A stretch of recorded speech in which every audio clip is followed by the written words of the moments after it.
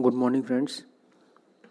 Alcohol, phenol और ether का जो हमारा अध्याय है, इसमें हम एल्कोहल की अब हम नेक्स्ट अभिक्रिया पढ़ेंगे जिसका नाम है एसिलीकरण अभिक्रिया।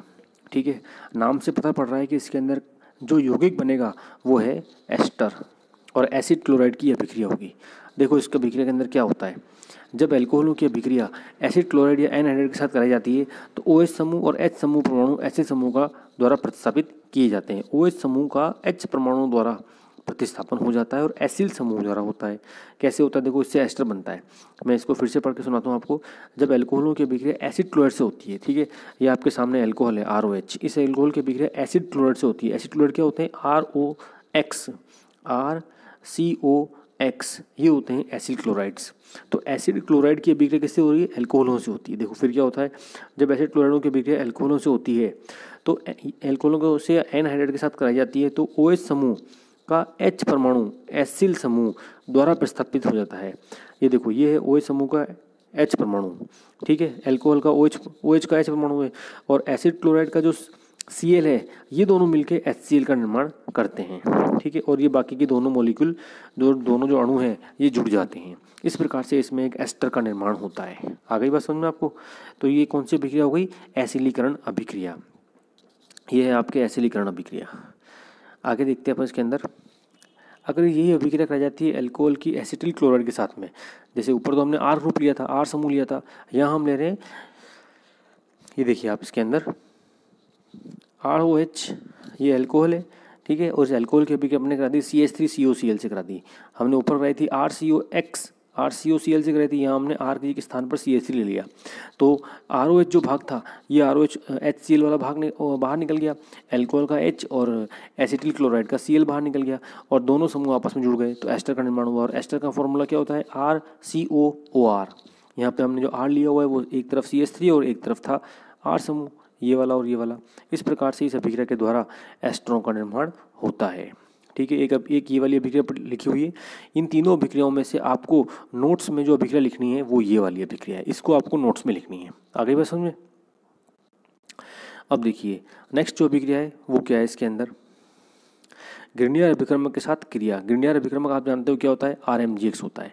ये है आपके ग्रिनियर अभिक्रमक, ठीक है, ये आपके ग्रिनियर अभिक्रमक है। ये जो ग्रिनियर अभिक्रमक है इसकी अभिक्रिया हम एल्कोहल से कराएंगे तो ये अभिक्रिया में एल्कोहल का जो H वाला भाग है वो भाग लेगा, ठीक है, और इसके अंदर किसका निर्माण होगा, वो है आपके हाइड्रोकार्बन। देखो कैसे होगा, इसके अंदर एल्कोहल का सक्रिय हाइड्रोजन परमाणु उपस्थित होता है। एल्कोहल में सक्रिय हाइड्रोजन परमाणु उपस्थित होता है। यह ग्रिनियर अभिक्रमक से क्रिया करके एल्कीन बनाता है। ठीक है, यहाँ एक नाम जो लिखा हुआ है ये गलत लिखा हुआ है, इसकी जगह आएगा एल्केन। इस नाम के स्थान पर आप जब नोट्स में लिखोगे तो एल्केन लिखना। देखो अभिक्रिया क्या हो रही है इसके अंदर, अभिक्रिया में ये आपके एल्कोहल है, ठीक है, इस एल्कोहल की अभिक्रिया RMGX से हो रही है, मतलब कि ग्रिनियर अभिक्रमक से हो रही है। जब ग्रिनियर अभिक्रमक से इसकी अभिक्रिया होती है तो ROMX ये वाला भाग बाहर निकल जाता है और RH इससे जुड़ जाता है।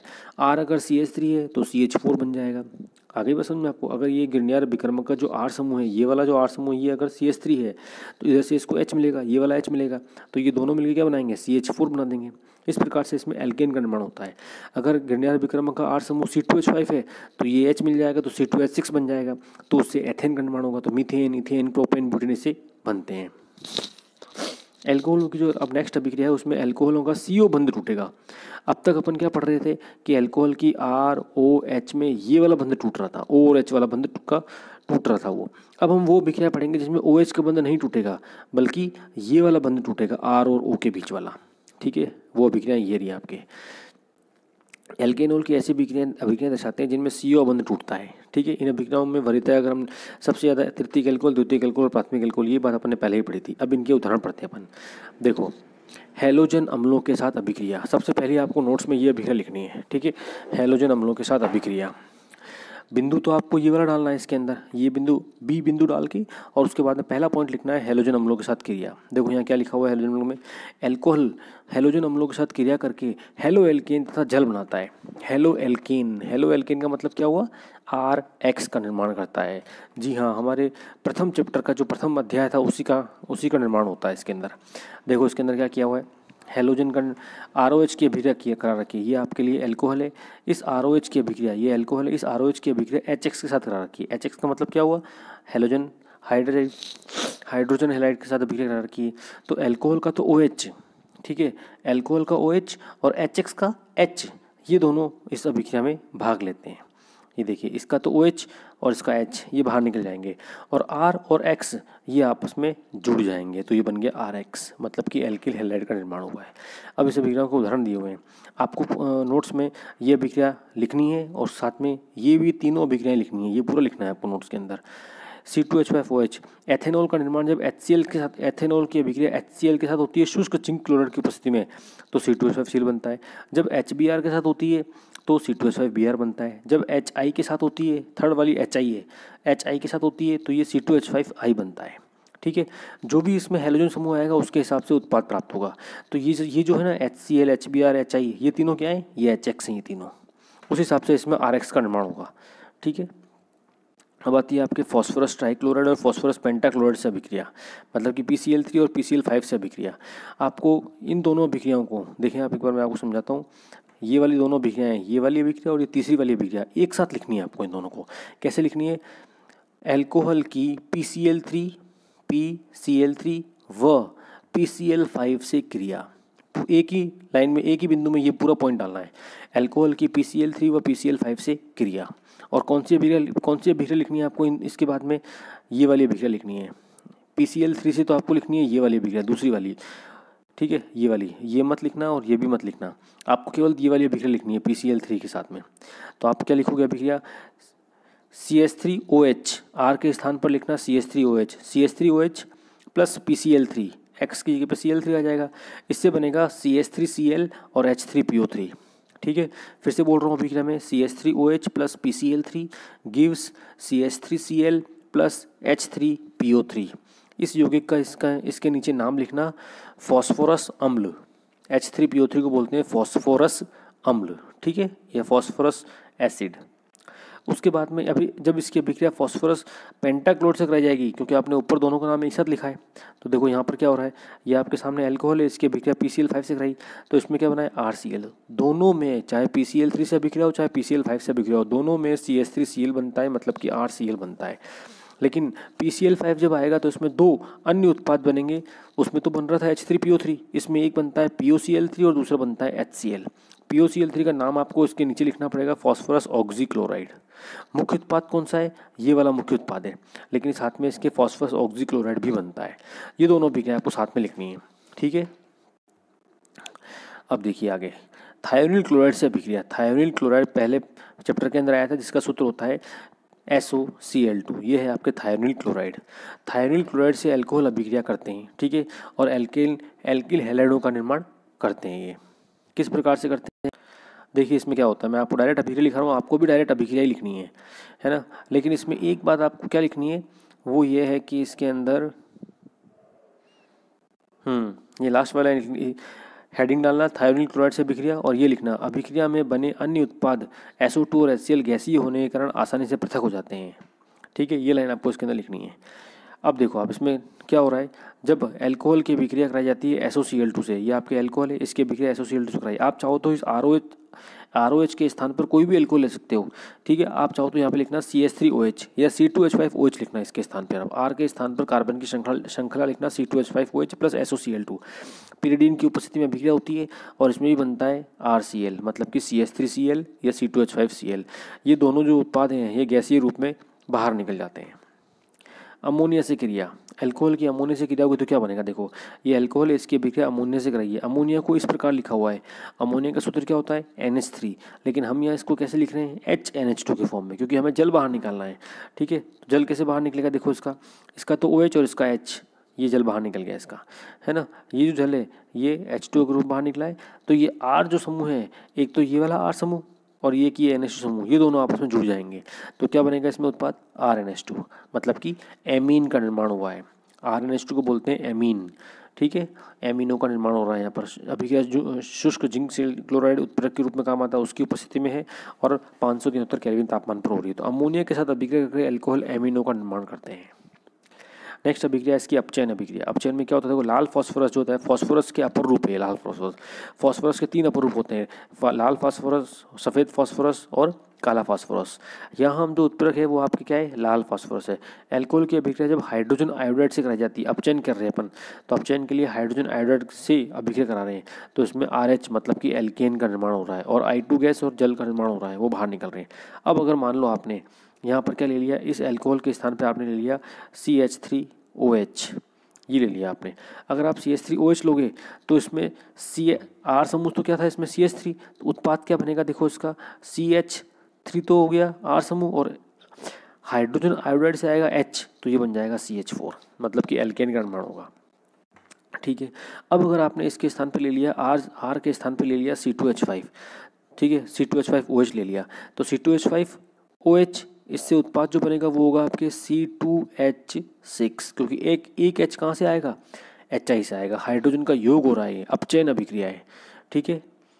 नेक्स्ट अभिक्रिया है सांद्र H2SO4 के साथ अभिक्रिया। इस चैप्टर की सबसे मुख्य अभिक्रिया ये है, मतलब कि आप ये समझ लो कि बोर्ड की परीक्षा में इस अभिक्रिया का 10 साल में, अगर आप पिछले 10 साल के पेपर देखोगे तो इस अभिक्रिया का आराम से 8 बार ये क्वेश्चन आया हुआ है, ये वाला क्वेश्चन इस अभिक्रिया का। ठीक है, क्योंकि इसमें इस अभिक्रिया की क्रियाविधि भी है, इसलिए सांद्र H2SO4 के साथ अभिक्रिया है ना, निर्जलीकरण अभिक्रिया बोलते हैं इसको। क्या बोलते हैं इसको, निर्जलीकरण अभिक्रिया। ठीक है, तो निर्जलीकरण में क्या होता है, जल का निष्कासन होता है, जल बाहर निकलता है, निर्जल।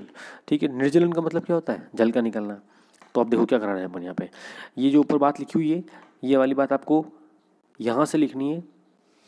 जब एल्कोहल को सांद्र H2SO4 के साथ गर्म किया जाता है तो भिन्न भिन्न तापमानों पर भिन्न भिन्न उत्पाद प्राप्त होते हैं। 473 का तापमान पर एल्कोहल के अधिक में ईथर का निर्माण होता है। ठीक है, हमें ये लाइन, यहाँ से ये लाइन मत लिखना जो मैं इसको काट रहा हूँ ना। जब एल्कोहलों को सांद्र H2SO4 के साथ गर्म किया जाता है तो सांद्र H2SO4 की उपस्थिति में के साथ यहाँ से गर्म करने से काट देना इसको। यहाँ से ये लाइन मत लिखना, यहाँ तक मत लिखना। ठीक है, वो अब मैं आपको आगे बताऊंगा क्यों नहीं लिखने अपन। जब एल्कोहलों को सांद्र H2SO4 के साथ 413 केल्विन ताप पर एल्कोहल के अधिक में ईथर का निर्माण होता है। देखो क्या होता है इसके अंदर। अब अभिक्रिया कैसे होती है वो मैं तेरे को बताता हूँ। देखो ये है आपके एल्कोहल C2H5OH। हमने यहाँ कौन सा एल्कोहल लिया है, C2H5OH के हमने 2 मॉलिक्यूल लिए हैं, 2 अणु लिए हैं। सांद्र H2SO4 हमने यहाँ पे लिया है। सांद्र H2SO4 जो होता है ये किसका काम करता है, निर्जलीकारक का काम करता है। सांद्र H2SO4 जो होता है निर्जलीकारक का काम करता है। ये किसी भी यौगिक से जल के अणु को बाहर निकालता है, ये बात आप ध्यान रखना। जल के अणु को बाहर निकालने के लिए सांद्र H2SO4 का उपयोग किया जाता है। ये निर्जलीकारक का रूप में काम करता है। तापमान भी ध्यान रखना है 413 है। ठीक है, एक आगे अभिक्रिया आएगी उसमें तापमान होगा 443। ठीक है, 443 वो याद रखना, लेकिन अभी आपको याद रखना है 413। दोनों पे अभिक्रिया अलग अलग होती है। ठीक है, अब क्या हो रहा है देखो यहाँ पे, जब इसकी अभिक्रिया सांद्र H2SO4 से कराई जाती है ना, तो उसमें C2H5O C2H5 का निर्माण होता है और ये है ईथर ROR। ये R फिर बीच में O और ये R, ये ROR बनता है, इससे ईथर का निर्माण होता है, जल का अणु बाहर निकलता है। तो इस प्रकार जो अभिक्रिया हो रही है इसमें, ये है आपके कौन सी अभिक्रिया, निर्जलीकरण अभिक्रिया, जिससे एल्कोहल से ईथर बनता है ना। अब देखो ये जो ईथर का निर्माण हो रहा है ना, इसमें ये 2 अणु लेने आवश्यक हैं, क्योंकि ये 2 अणु लोगे तो C2H5 का एक अणु इधर आएगा, C2H5 का एक अणु इधर आएगा, इसलिए है ना। अब देखो यहाँ पर इसकी अभिक्रिया देखते हैं अपन, अभिक्रिया क्या होती है। जल के अणु का निष्कासन होना, यहाँ एक लाइन लिखी हुई है, आपको लिखने की जरूरत नहीं है ये लाइन। एल्कोहलों के एक अणु से जल के अणु का निष्कासन होकर एल्कीन बनती है। यह अभिक्रिया एल्कोहलों का निर्जलीकरण कहलाती है। देखो यहाँ पर एक दूसरी अभिक्रिया लिख दी, यहाँ पे इसने दोनों अभिक्रिया बता दी है ना। ये अभिक्रिया होती है 443 पे। ऊपर वाली अभिक्रिया तो हो रही थी 413 केल्विन पे, ये होती है 443 पे। ये भी C2H5OH है। देखो ये CH3, ये CH2 और ये OH, CH3 CH2OH हो गया। अल्फा वाला जो कार्बन होता है, मतलब कि एल्कोहल जिस कार्बन पे उपस्थित है, एल्कोहल जिस कार्बन से जुड़ा हुआ है वो होता है अल्फा कार्बन, ये वाला। अल्फा कार्बन के पास वाला कार्बन होता है बीटा कार्बन, ये बीटा कार्बन है। तो अल्फा कार्बन से तो निकलता है OH समूह, ठीक है, ये OH समूह निकल गया अल्फा कार्बन से, और बीटा कार्बन से निकलता है एक हाइड्रोजन। तो ये दोनों जल निकल गए बाहर, ये बाहर निकल के जल बचा क्या, CH2 इसके बीच में आ गया द्विबंध, ये द्विबंध बन गया, तो एल्कीन बन गया CH2 डबल बॉन्ड CH2। क्रियाकारक वही है, उत्प्रेरक वही है। ठीक है, तापमान बदलने से उत्पाद बदल रहा है, ये ध्यान रखना बस आप। पहले आपने 413 केल्विन लिया था तो ईथर बन रहा था, अब आपने 444, ये 443 या 444 लिया आपने, तो क्या बन गया इसके अंदर, एल्कीन का निर्माण हो गया। ठीक है, अब देखो आपको इसकी क्रियाविधि पढ़नी है। मेरे हिसाब से क्रियाविधि है, ये रही क्रियाविधि। ठीक है, अपन के एल्कीन की क्रियाविधि पढ़ेंगे अपन। एल्कोहलों से एल्कीन के निर्माण की क्रियाविधि पढ़ रहे हैं अपन। ठीक है, तो देखो आपको करना क्या है, नोट्स जब आप बनाओगे तो आपको ये इस अभिक्रिया की हेडिंग डालनी है और ये अभिक्रिया लिखनी है डायरेक्ट। जो ऊपर मैंने लाइन बताई थी उसको लिखने के बाद में आपको ये अभिक्रिया लिखनी है बस डायरेक्ट।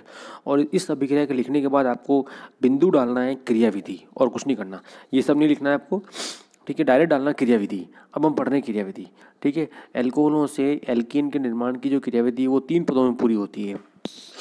कितने पदों में पूरी होती है वो? 3 पदों में पूरी होती है। देखो प्रथम पद, क्रियाविधि आपको लिख के ऐसे क्रियाविधि का बिंदु डाल के प्रथम पद लिखना है। प्रथम पद में इतनी रामायण नहीं लिखनी है आपको, प्रथम पद में आपको लिखना है, मैं बोल रहा हूँ वही लिखना आप। ठीक है, वीडियो को रोक के आप लिख सकते हो उसके अंदर। प्रथम पद में लिखना एल्कोहल का प्रोटोनन, एल्कोहल का प्रोटोनन, ये लिखना है आपको, ये सब मत लिखना। ठीक है, एल्कोहल का प्रोटोनन लिखने के बाद में आपको ये अभिक्रिया लिखनी है जो आपको सामने दिखाई दे रही है। अब देखो क्या होता है, प्रोटोनन का मतलब होता है H का जुड़ना। किसका जुड़ना? प्रोटोन क्या होता है? H प्लस प्रोटोन होता है, तो उस H प्लस का एल्कोहल से जुड़ना, उसको बोलते हैं एल्कोहलों का प्रोटोनन। देखो क्या हो रहा है यहाँ पे, ये आपके एल्कोहल है CH3CH2OH जो आपने क्रियाकारक के रूप में लिया था। ये H प्लस कहाँ से आया? ये H प्लस आया है यहाँ से, H2SO4 ने H प्लस दिया है। ठीक है, अब देखो आप अच्छी तरह समझना, और जहाँ पे मैं एरो बनाऊंगा ना वो आपको नोट्स में एरो बनाने हैं, कौन चीज़ कहाँ कहाँ जा रही है। अभी तक अब मैं बना रहा हूँ, देखो आप एल्कोहल है, एल्कोहल की अभिक्रिया हो रही है H प्लस के साथ में, है ना। H प्लस क्या है? इलेक्ट्रॉन न्यून यौगिक है। ये जो ऑक्सीजन है एल्कोहल का, इसके पास में इलेक्ट्रॉनों की अधिकता है, तो ये H प्लस यहाँ से आक्रमण करता है O के ऊपर। यह आपको गोल एरो बताना है कॉपी के अंदर, नोट्स के अंदर। ये H प्लस आक्रमण करेगा O के ऊपर, जैसे ही H प्लस O के ऊपर आक्रमण करेगा तो ये यहाँ जुड़ जाएगा। इसका मतलब ये क्या हो गया? एल्कोहलों का प्रोटोनन, जो प्रथम पद है वो। देखो आप यहाँ पे CH3CH2 लिखा हुआ है, इस O से एक H ये पहले से जुड़ा हुआ था, ये और जुड़ गया। अब इस कंडीशन में ऑक्सीजन 3 बंध बना रहा है। ऑक्सीजन स्थायी कब होता है? जब वो 2 ही बंध बनाता है। यहाँ पर ये 3 बंध बना रहा है। अगर ये 3 बंध बनाएगा तो इसके ऊपर आवेश देखो कौन सा आ गया, इसके ऊपर आवेश प्लस आवेश आ गया इसके ऊपर। ठीक है, तो ये क्या हो गया? प्रोटोनित एल्कोहल। क्या लिखा हुआ है यहाँ पे? देखो आप प्रोटोनित एल्कोहल लिखा हुआ है, इसके नीचे आप यही लिखना प्रोटोनित एल्कोहल। ये प्रथम पद हो गया इसका। ठीक है, अब देखो आप द्वितीय पद में आपको क्या लिखना है? कार्ब धनायन का निर्माण। ठीक है, मैं फिर से बोल रहा हूँ, ये आपको द्वितीय पद में लिखना है। ठीक है, द्वितीय पद में आपको ये सब नहीं लिखना है, आपको केवल इतना लिखना है कार्ब धनायन का निर्माण। ठीक है, द्वितीय पद बिंदु डालना है और कार्ब धनायन का निर्माण लिखना, बस एक लाइन इतनी सी। अब क्या लिखोगे आप? देखो ये आपके प्रथम पद का उत्पाद था, CH3CH2O के ऊपर धनात्मक आवेश और HH। ठीक है, अब इसमें क्या होता है? प्रथम पद में ये जो ऑक्सीजन है ना, ये वाला ऑक्सीजन ये अस्थायी है, क्योंकि इसके ऊपर क्या आ रहा है? धनावेश आ रहा है। ये अपने अस्थायित्व को दूर करना चाहता है। तो ये अपने अस्थायित्व को दूर कैसे करता है? देखो आप, ये अपने अस्थायित्व को दूर करने के लिए जल के अणु का निर्माण करता है। कैसे करेगा? देखो आप इसके जल का निर्माण, ये जो ऑक्सीजन है, ये ऑक्सीजन एक बंध के इलेक्ट्रॉन ग्रहण कर लेगा, और वो बंध कौन सा होगा? ये वाला। ऐसे एरो बनाना है आपको। ये जो एरो है, इस बंध का, ये जो बंध लगा हुआ ना CH2 और O के बीच में, इस बंध के इलेक्ट्रॉनों को ये ऑक्सीजन ग्रहण कर लेगा। ऐसे एरो आपको बताना है। और क्या होगा? ये वाला बंध टूट जाएगा और CH2 और O के बीच का बंध टूट जाएगा, जल बाहर निकल गया। और ये जो इस बंध के जो इलेक्ट्रॉन थे वो ऑक्सीजन लेके निकला है, तो ये जो CH2 है इस CH2 के ऊपर आ जाएगा धनावेश। ये देखो ये आ गया, तो इससे क्या बन गया? कार्ब धनायन का निर्माण हुआ। CH3CH2 कार्ब धनायन का निर्माण होता है द्वितीय पद के अंदर। तीसरा पद देखो क्या होता है। तीसरे पद में क्या होता है? तीसरे पद का नाम लिखना V प्रोटोनन। प्रोटोनन में H जुड़ा था, H प्लस, V प्रोटोनन में H प्लस निकल जाएगा।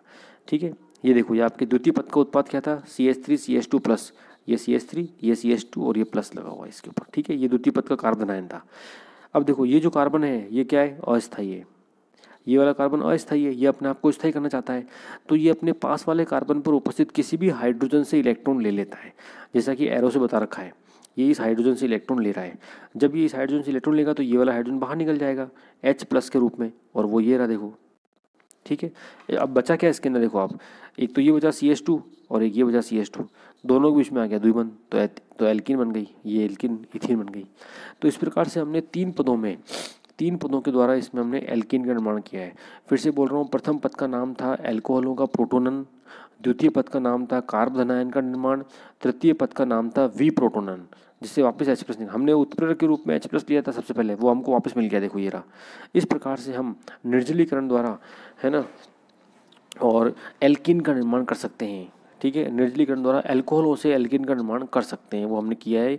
और ये क्रियाविधि बहुत इंपॉर्टेंट है, परीक्षा में कई बार आई हुई है ये क्रियाविधि। क्वेश्चन कैसे आता है, अल्कोहलों से एल्कीन के बनने की क्रियाविधि को समझाइए। 2 नंबर की या 3 नंबर के क्वेश्चन आता ही आता है ये वाला। ठीक है, ये देखो एक उदाहरण भी दिया हुआ है आपकी किताब के अंदर। एक ये है, ये जो उदाहरण है इसके अंदर ये वाला अल्कोहल लिया है, इसके अंदर ये पूरा अल्कोहल लिया है। ठीक है, अब ये जो अल्कोहल है ना, इसमें OH जो है वो इस कार्बन पर लगा हुआ है CH के ऊपर। ठीक है, आपको ऊपर क्या बताया था वही आपको यहाँ फॉलो करना है। OH जिस कार्बन पर लगा होता है उस कार्बन को कहते हैं अपन अल्फा कार्बन। ये वाला कार्बन कौन सा हो गया, अल्फा हो गया। इसके पास वाला कार्बन होता है बीटा, तो इसमें 2 बीटा कार्बन है, एक ये वाला है और एक ये वाला है। अल्कोहल जिस कार्बन पर होता है उसको अल्फा बोलते हैं। अल्फा के पास वाला होता है बीटा, तो उसमें 2 बीटा कार्बन है। अल्फा वाले से तो निकलेगा OH और बीटा वाले से निकलेगा H। ठीक है, अब अगर आप इस वाले से निकालते हो एक H, OH तो यहीं से निकलेगा, OH तो यहीं से निकलेगा, ये पक्का है। ठीक है, वो यहीं से निकलेगा। लेकिन अब अगर आप H को निकालते हो इस CH2 से, जो मैंने एरो बना रखा है ये वाला, इस CH2 से अगर आप H निकालते हो तो इन दोनों के बीच में द्विबंध आ जाएगा और उससे जो उत्पाद प्राप्त होगा वो वाला होगा आपके ये वाला उत्पाद। ठीक है, ये उत्पाद प्राप्त होगा, मतलब 2 ब्यूटीन बनेगी इसमें। अब अगर आपने इस वाले से निकाला, इस वाले से आपने एक H निकाला CH3 वाले से, तो क्या होगा, इन दोनों के बीच में एक द्विबंध आएगा। तो इसमें देखो ये द्विबंध बना हुआ है इसके अंदर, तो इसमें क्या प्राप्त हुआ, 1 ब्यूटीन प्राप्त हुआ। तो इस अभिक्रिया से 1 ब्यूटीन और 2 ब्यूटीन दोनों उत्पाद प्राप्त हुए हैं, है ना। अब दोनों उत्पाद में से अधिक मात्रा में क्या बन रहा है उत्पाद, वो बन रहा है आपके ये वाला। अधिक मात्रा में उत्पाद बन रहा है ये वाला, ये अधिक मात्रा में बन रहा है। ठीक है, मुख्य उत्पाद लिखा हुआ 80% और ये लिखा हुआ 20%। इसका कारण क्या हो सकता है कि ये 80% बन रहा है और ये 20% बन रहा है। इसको समझाया गया था सेटजेफ रूल, सेटजेफ के नियम से। ठीक है, ये अभिक्रिया आपको लिखनी है, जो मैंने ऊपर बताया उसके डायरेक्ट बाद आपको यही लिखनी है, बीच में क्वेश्चन लिखना है। सेटजेफ का नियम क्या होता है वो देखो आप ये लिखा हुआ है सेटजेफ का नियम। ये सेटजेफ का नियम के अनुसार बनती है। सेटजेफ का नियम यहाँ लिखा हुआ ही नहीं है, मैं बोल रहा हूँ आपको सेटजेफ का नियम, आप वो सेटजेफ का नियम इसमें लिखिए। लिखो, सेटजेफ के नियमानुसार वह एल्कीन अधिक मात्रा में बनती है। सेटजेफ के नियमानुसार वह एल्कीन अधिक मात्रा में बनती है जिसमें द्विबंध के दोनों ओर अधिक एल्किल समूह उपस्थित होते हैं। जिसमें वह एल्कीन अधिक मात्रा में बनती है जिसमें द्विबंध के दोनों ओर अधिक संख्या में एल्किल समूह उपस्थित होते हैं। ठीक है, तो इसके अनुसार क्या होगा, मुख्य उत्पाद जो होगा वो होगा आपके 2 ब्यूटीन, क्योंकि द्विबंध जो है वो ये रहा, ये आपके द्विबंध है। इस द्विबंध के इधर एक CH3 और इधर एक CH, 2 एल्किल समूह उपस्थित है। और 1 ब्यूटीन में जो द्विबंध है वो ये रहा, इस द्विबंध के इस तरफ एक भी एल्किल समूह नहीं है। ठीक है, और इस तरफ इसमें एक एल्किल समूह उपस्थित है। तो 2 ब्यूटीन में दोनों तरफ 2 एल्किल समूह उपस्थित है, इसलिए इसमें 2 ब्यूटीन जो है वो अधिक मात्रा में बनेगी। ये अभिक्रिया लिख के आपको सेटजेफ का नियम लिखना है।